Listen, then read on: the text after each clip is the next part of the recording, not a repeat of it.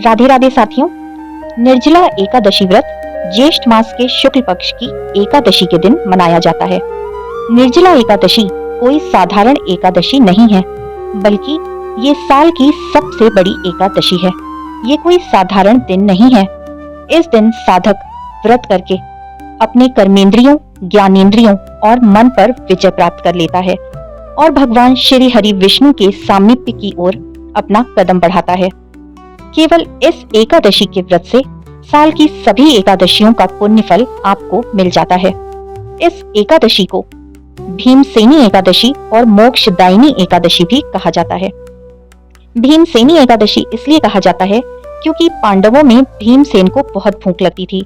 इस कारण वो कोई भी उपवास नहीं रख पाते थे, परंतु व्यास जी के समझाने पर कि केवल एक एकादशी का व्रत कर लो जिससे तुम्हें सभी एकादशियों का फल प्राप्त हो जाएगा, उनके कहने पर भीमसेन निर्जला एकादशी का उपवास करने लगे, जिससे उन्हें साल की सभी एकादशियों का फल मिल जाता था। इस कारण इस एकादशी को भीमसेनी एकादशी कहते हैं। ये एकादशी मोक्ष दिलाने वाली एकादशी है, इसलिए इसे मोक्षदायिनी एकादशी भी कहा जाता है।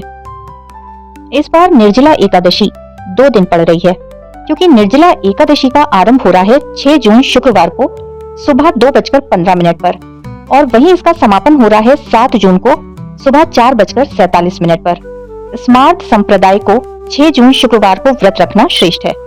वहीं वैष्णव संप्रदाय को 7 जून दिन शनिवार को व्रत रखना उत्तम है। आप दोनों ही दिन व्रत रख सकते हैं।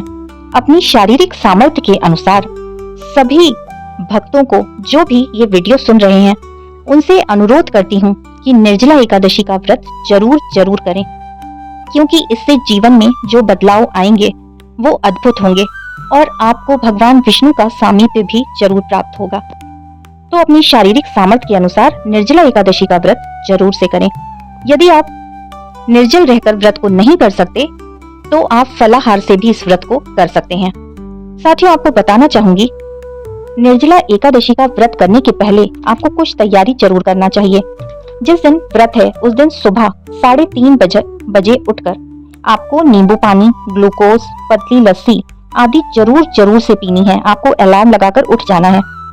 इससे क्या होगा कि बॉडी पूरे दिन के लिए हाइड्रेट रहेगी और आपका स्वास्थ्य नहीं बिगड़ेगा। इसके अतिरिक्त आपको उस दिन शीतली और शीतकारी प्राणायाम जरूर करना है। इसमें आप जल तो नहीं पी सकते, लेकिन हवा को पी सकते हैं। तो आप इस तरह से अपने व्रत को आराम से कर सकते हैं।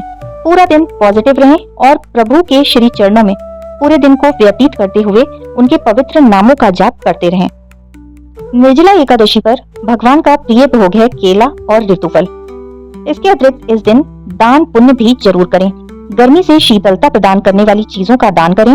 इसके अतिरिक्त आप अपनी सामर्थ्य अनुसार अन्न, धन, वस्त्र आदि का भी दान जरूर करें। बहुत फलदायी होता है। आइए साथियों, व्रत पारण का समय भी जान लेते हैं। जो लोग 6 जून को व्रत रखेंगे उनके लिए व्रत पारण का समय है 7 जून शनिवार को दोपहर 1:44 से शाम 4:31 तक। और जो लोग 7 जून को व्रत रखने वाले हैं उनके व्रत पारण का समय है 8 जून दिन रविवार को सुबह 5:23 से 7:17 के बीच।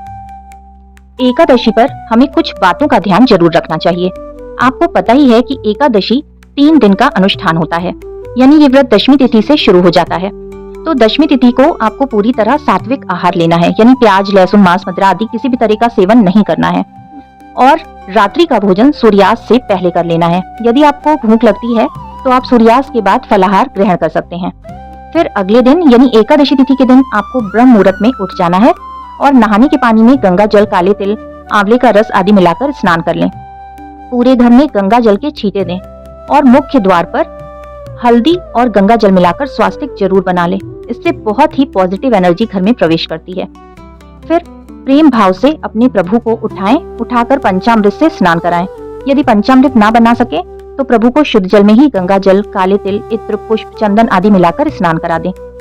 उनको बढ़िया सुंदर श्रृंगार धारण कराएं और पीली पोशाक धारण कराएं। फिर प्रभु को धूप, दीप, तुलसी दल, जल, फल आदि अर्पित करें। प्रेम भाव से निर्जला एकादशी व्रत कथा का श्रवण करें और कुंज बिहारी की आरती के साथ एकादशी माता की आरती भी जरूर गाएं। किसी भी तरह की हिंसा पूरे दिन ना करें, यानी एक चींटी भी आपसे नहीं मरना चाहिए। और किसी से कोई लड़ाई झगड़ा ईर्ष्या द्वेष चुगली आदि ना करें। पूरा दिन शांत रहें और प्रभु के पवित्र नामों का जाप करें। इस दिन हरे कृष्णा महामंत्र और विष्णु सहस्त्रनाम का पाठ महाफलदायी है। फिर अगले दिन यानी द्वादशी तिथि के दिन सुबह जल्दी उठ जाएं और पूजा पाठ करके नियत समय में अपने व्रत को खोलें और दान दक्षिणा भी जरूर करें। प्रभु को व्रत को निर्विघ्न पूर्ण कराने के लिए धन्यवाद देना बिल्कुल ना भूलें। और तुलसी दल आपको पहले से ही तोड़कर रख लेना है, यानी दशमी तिथि तक आपको तुलसी दल तोड़ के रख लेना है। एकादशी और द्वादशी तिथि पर तुलसी दल नहीं तोड़ा जाता। उम्मीद करती हूँ आज का वीडियो आपको काफी पसंद आया होगा। वीडियो पसंद आया तो प्लीज ज्यादा से ज्यादा वीडियो को शेयर करें और आगे पहुँचाएं। फिर से मिलेंगे मेरे चैनल कृष्णा माखन चोर पर। तब तक के लिए राधे राधे।